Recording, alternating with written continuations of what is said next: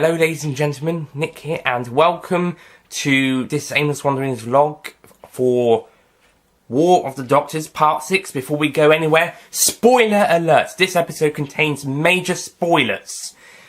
So this episode is the final episode of the 6-part War of the Doctors story, and it sees the three Doctors finally convincing their other self to not stop being evil by showing him what he will become if he carries on his way. They show him the American Doctor, and they also destroy the machine that would have caused all the incarnations to be pompous, basically. Yeah, and they have to fix the machine in order to help fix some things first as well afterwards. So it's a bit all over the place, but most of the stuff is them after Pompous. It realises he's been a bit of an idiot. Understatement, but yeah, but the others kind of forgive him quickly. They have to make sure the American Doctor doesn't do anything, then they have to stop the radiophonic workshop and the Daleks, and then finally they have to clean up the mess, basically. The mysterious woman and the scientist adjust Pompous's predecessor's level of annoyance by 300%. They say it's his fault. It's because of his fault. All of his actions is what caused his successor to exist, and even he acknowledges that. One thing that they're all forgetting, though, is that Dynamite being so annoying and scaring Pompous scaring Pompous about his future, making him fear his future and absolutely despise it. Doing all that is what caused Pompous to go evil, in a way, alongside the loss of Martin. So what the scientist and mysterious woman are doing is basically ensuring these events happen, because they're making it look like it's Pompous's fault that his success is annoying, when actually, in fact, they're making sure that Pompous does get annoyed by his successor, so this can all happen.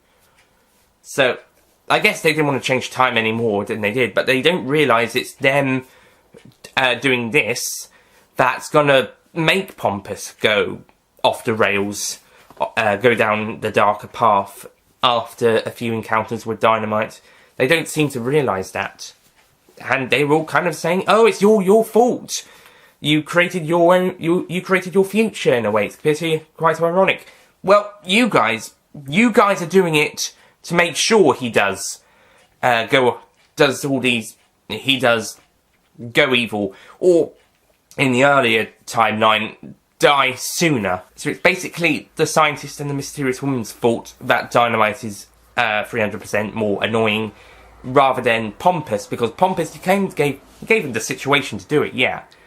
He did go off the rails, that means this is his punishment for this. But them doing this, and they don't seem to realise this, them doing this makes sure Pompous does hate his future self for being that. So, well, younger Pompous does hate his future self for all of this, getting scared by him and then going off the rails. I can't make this any clearer. They're basically making the problem for him, in a way, so it's really their fault. So, I guess Dynamite, now knowing this, will probably have to do all he can to be a bit more of a nicer incarnation to his predecessor, in a way now. So, and we'll see that in Marvin and Me, the first episode of The Greatest of Friends. And I think also knocks down some of the annoyance levels in his own wave, to be honest. But we'll get to that when we get to that. It's not long now. Two more after the next one, the one after. So next one, sorry, State of Affairs. The one after will be Dynamite Wave 1, Episode 1. So anyway,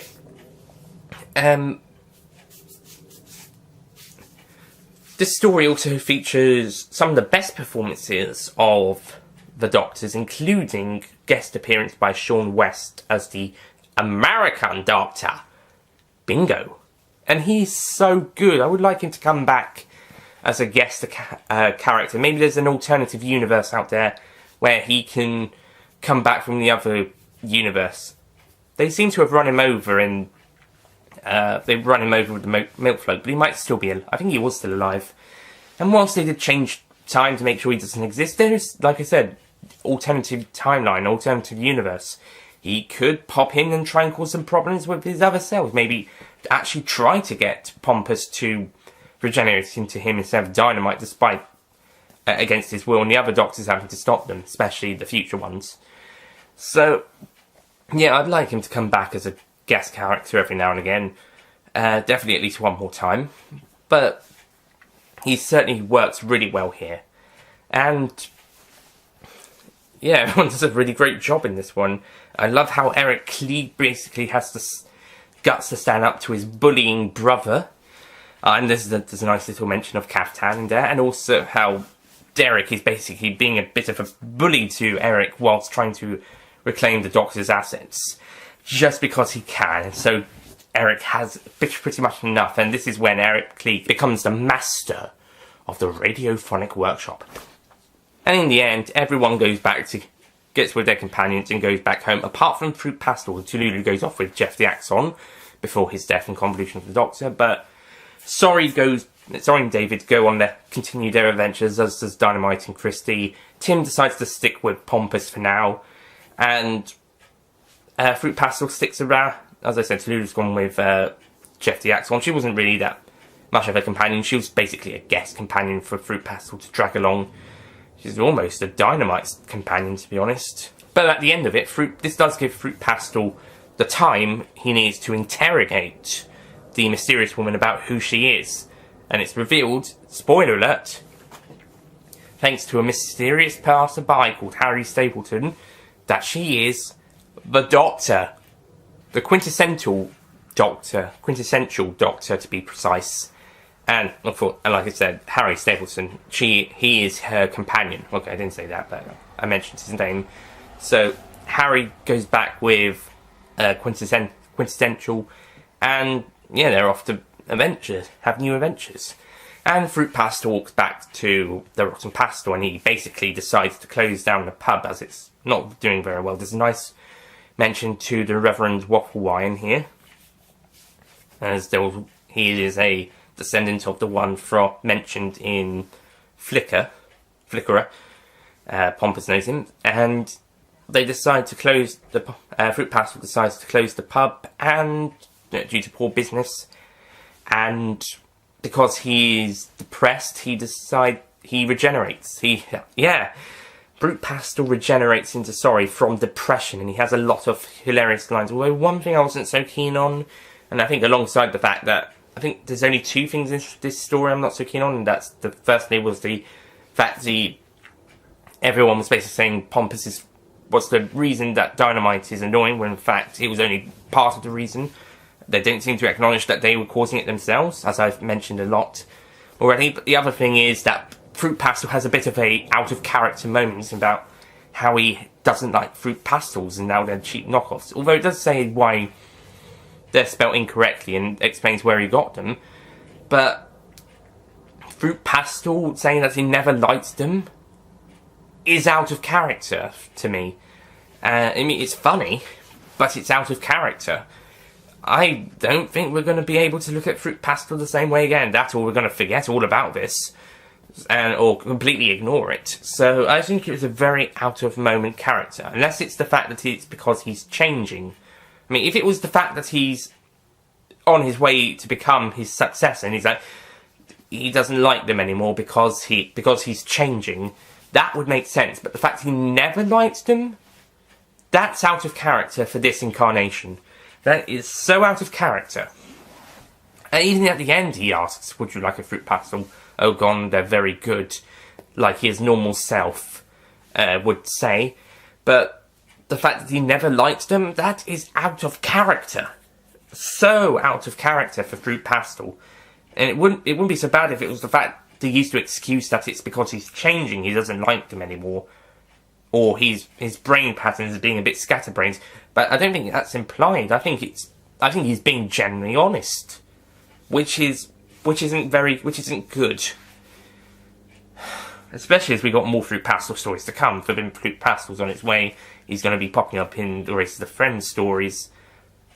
So, yeah, because he regenerates a bit too soon, in my opinion. It's a fantastic regeneration, but he only had 2 stories and 2 multi-Doctor stories, plus a guest appearance and a guest cameo, or 2 guest appearances and a guest cameo, uncredited. So he's had the least amount of the Doctors, besides quintessential because she's just been introduced, and also Dynamite had an extra episode, the 2-part special. So, but he's not had many. He's had a couple more guest appearances. Oh, they all had a cameo in Martin's last part 1. I forgot about that. But anyway, Fruit Pastel, besides quintessential, he's had the least amount of stories to appear in up to this point, so it might be a bit soon to do his regeneration. That being said, it was the perfect place to do it. It was the perfect time. It was the perfect reason, and instead of having the obvious of Pompous regenerating into Dynamite, they actually went with a more hilarious regeneration and reason, and chose to do it with this particular incarnation. It was so good and really enjoyable.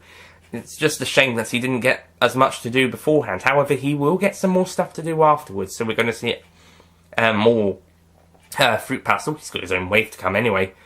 And, yeah, it's still really good, and this first moments with Sorry is very good. And the bartender is also really good. I'm looking forward to hearing more of him in the future. So, that's War of the Doctors Part 6. Besides some little issues I had, the most of the story is absolutely fantastic. And I also loved the use of the Auton Dynamite at the start of the episode. That was very good. So, final thoughts on this presumably very long vlog. I'm going to give this story a massive 10 out of 10. This is by far one of the most, if not the most, perfect episode of the, not just the story, it's definitely the best episode of the story. I mean, but it's one of, if not the best episode of the entire series, entire Aimless Wanderings series. I do have a couple of nitpicks and issues, mainly with the fact that Quintessential, aka Mysterious Woman, and scientists don't acknowledge themselves as part of the reason why, the fact that they are part of the cause of Dynamite's going annoying, a la Pompous going evil. They're just putting it all on Pompous. And some of the stuff towards the end with Fruit Pastel's regeneration. Most of it is fantastic, but Fruit Pastel going out of character and hating the Fruit Pastels, and not due to the fact that he's changing. No, it's the fact he's always never liked them. He's always hated them. That's out of character, and it is a bit too soon for his character. Despite it is the perfect place, but it is also a bit too soon. But besides some nitpicks and niggles, it is still a really brilliant story and really interesting, and it's got so many great moments. So that's War of the Doctors Part 6. I've really only got my nitpicks for this one. But a pretty much perfect ending to the story and a near perfect episode. Oh, and one more thing before we go. Here is my ranking of the individual episodes from War of the Doctors. So each episode in my personal preference ranking, like we did with Jim and the Waves. So we got Part 1, Part 2, Part 3, Part 4, Part 5, and Part 6. So number 6 is Part 3. Now, the reason I put Part 3 here is because half the episode it does some really great stuff with gathering all of the armies, the members of the Fruit Pastel, and Dynamite Doctor's armies, getting them. But the second half, we see the Cybermen trying to take over because that's what they were promised, and then having to sort that out, and then the standoff, the Pompous Doctor arrives, and there isn't really much. So yeah, it's because it gets a bit lost halfway through the episode. That's why I think it's the weakest. It is the shortest one though, so if you were a bit, if you were getting impatient for when the war actually begins, or when the story progresses, then this is the shortest one, so it's not as long as the others. Actually, yeah, this one or Part 5, actually. It's either this one or Part 5, that's the shortest. So, anyway, number 5 is Part 4. The reason this one is here is because this one doesn't really progress the story as much, but it does have a lot of great moments that does try to progress the story, and at the same time has a lot more funnier moments than Part 3. So, despite Part 3 progressing the story for half the episode a bit more than Part 4 does, it isn't as funny, especially after the they get back to the mysterious woman's ship. But with part 4, the humour is throughout, even though the story doesn't progress as much. But it's definitely a better executed instalment here. That's why I put it at number 5. Number 4 is part 1. Now we've come to the stuff that actually progresses story, but in this one's case it's all set up and it's just then some exposition, it's gathering exposition, going off to the radiophonic workshop. But it is also really, really funny. And the character development is great, and I think the character development in the other 2 episodes were good, but I think it's better here. And Sorry's exclamation, masterful. I just love that. Anyway, number 3 is part 2. This one does what the first one sets out, minus the setup, the gathering bit, and just runs with it a bit more. It progresses the story further. There's exposition, but then they go off and do something that helps develop the story and characters, and we get to see Pompous trying to start his alliance with the Daleks. And yeah, and it's really funny as well, and the situations and calamities they get in, and it's all great fun. It's building up to that war that we're going to come to. Speaking of which, number 2, part 5. The war episode, and basically this is the stuff that has, before the final, the most stuff happening, I suppose. It's mostly the war, but there's also some other bits towards the end that also work in the favour of the story, and it's also brilliantly executed. To be fair, I would say that about all of them, but especially this one and the last one. Speaking of which, number 1, probably one of, if not the best episode of Aimless Wanderings, part 6. Yeah, despite a few nitpicks, as I mentioned in this review vlog, this is a near-perfect episode. It's probably, if it's not the best episode, it's one of the best episodes of Aimless Wanderings. And it's definitely a brilliant one here. So much goes on, but it doesn't feel jam-packed.